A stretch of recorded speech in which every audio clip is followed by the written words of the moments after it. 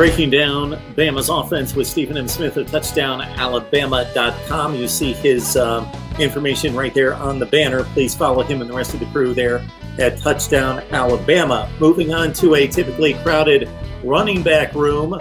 Brian Robinson has been waiting for his turn, but certainly he's been a guy that year after year after year for 4 consecutive years has gotten his share of rushing attempts, typically picking up 300 to 400 yards, had 6 touchdowns last year. But Jase McClellan, Trey Sanders, of course, the 5-star, who unfortunately had that automobile accident coming off his best game of his freshman campaign against Mississippi State with 80 yards rushing, and Roydell Williams. So sort through all those guys with us. Is Brian Robinson going to be in the mode of a Derrick Henry getting just the lion's share of carries, or do you see more of a distribution and a ton of these guys getting into the mix? I see a distribution here, Mark. For Brian Robinson, it is right now a push between he and Jase McClellan to be running back one. And as good as B-Rob is, and as talented as he is, and as experienced as he is, he brings much to the table with the size of 6'1", 226 pounds, the power that he has, the ability to pass protect. But in this modern day era of college football and in today's NFL, you have to have those running backs that can do everything well. And it's not just the power between the tackles, but it's having that burst, that explosiveness, that speed in the open space. It's having the ability to catch the ball out of the backfield and enhance the passing game, along with being able to pass protect. And with B-Rob, got to get more of that speed and got to become more, acclimated to catching that ball out of the backfield. And both of those two aspects, Jase McClellan really, really has in spades there. So both of those two are kind of jockeying for that running back one position. When you look at Jase McClellan, speed, burst, ability, athleticism, change directions, can do a whole bunch of things. And he's right now this offseason working with Brad Mester, not only a former Auburn running back, but he's an athletic speed coach over there in Atlanta. He's been putting Jase through a lot of work. And I got a chance to talk to Mester about a month ago, and he worked with Najee Harris. And we saw the dominant year that Harris had in 2020. We're talking to Nestor. Jase McClellan has a bit more burst. He has a bit more of explosive capability than even Najee had. And that's exciting in itself to hear that.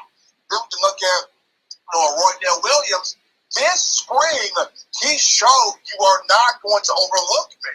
Roydell, in the spring game, totaled 108 yards offensively, including 4 catches for 65 yards. So he's showing you out the backfield the type of receiver he is, coming from Hueytown High School in the Birmingham area. This was a young man, over 5,000 career rushing yards, 5,929 to be exact, 92 total touchdowns, 84 rushing scores. He has a gear to him that you got to put there on the field. And then Trey Sanders, this is somebody that, when he came in 2019, everybody was behind him as a 5-star coming from Florida, playing at IMG Academy. Unfortunately, it's like, can he shake himself loose from the injury bug that has kind of clamped itself to him? Whether it was, his freshman year in fall camp where he had the foot injury and he missed the entire season, or whether it was, as you mentioned, Mark, the car accident he was involved in, coming off the great game he had against Mississippi State, a season ago. Can he find a way to shake himself loose from the injury thing and be that running back that Alabama fans know that he can be?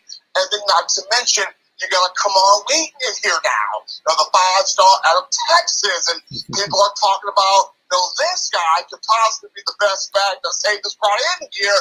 You got a loaded room here with 5 guys here at your disposal. So at the top of the chain there, B-Rob and McClellan kind of jockeying there for position.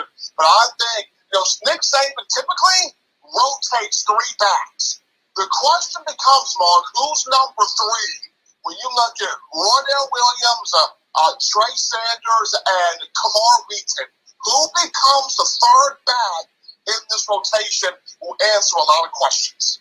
And not lost in your number of points there, Stephen, is again the pass catching ability and what they need out of that running back position, considering that Najee Harris developed into an elite pass catcher, 43 catches, 4 touchdowns, and really made a difference in the passing game against the better defenses that Alabama faced the last couple seasons.